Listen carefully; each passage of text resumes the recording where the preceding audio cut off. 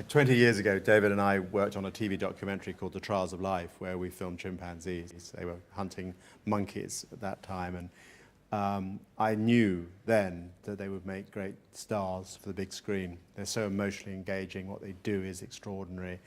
And I knew we could tell a really strong 75-minute story, and it didn't take much to persuade Mark, who's done a lot of work on primates, to join me in our 4-year journey together. But if there's one animal in the entire world which human beings, and particularly children, can identify with, it's a chimp, because we share so many of the emotions of joy, of sorrow, of playfulness, of anger, and you can see this little child doing the same way you do it. And if you try to make nuts, you'd do just what little Oscar did. Yeah. So the identification thing with the child is with the chimp is immediate. And you wouldn't get that if you're making a film about a rat or even a dog.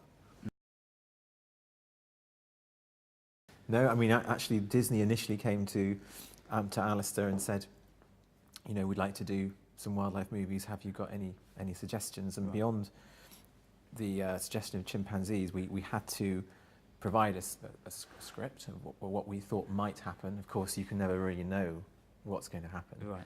In fact, an Oscar proved that, because we could never have anticipated the adoption. But we provided a script in which we thought there's a good chance that, you know, given 3 or 4 years, we would get the things which were in the script and looked fairly entertaining. We set out to make it, but we had no idea what would actually happen in the end.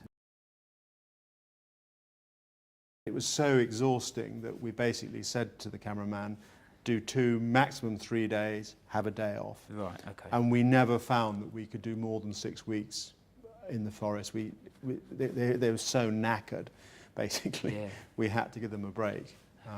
It's without doubt the most grueling camera work that I think we've ever been involved with. It rains all the time. Yeah. It's a rainforest, and I must say that one of the comic things is that I remember very well when Alistair and I was there, the rain came on again. We were just getting a lovely shot of chimps in the tree, and they were up in the tree, and then suddenly rain came, and it was cold, you know, and I was sitting there thinking, oh God, and I looked up, and the chimps were in exactly the same posture as me. Yes. And they sort of looked up, we exchanged glances, yeah, and they said, yeah, I know, it's Our house actually was quite funny, because we had to obviously stay dry in the forest, not just when we were filming, but when we were back in our camp. And our camp had open sides, so it was literally a roof over the jungle, really. It was a roof and some poles holding it up. But there were no walls. Right. And the reason for that is that because it's so wet, if you stop the air from circulating, it fills with fungus. Right. However, if you don't have any walls, when it rains, all the other animals come in for shelter as well.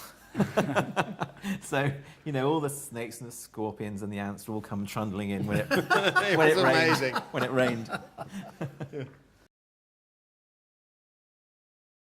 Yeah. Richmond, Surrey, actually, is, yes, that's my favourite place on earth. Yeah, no, I mean, it's true, actually. I mean, that's where.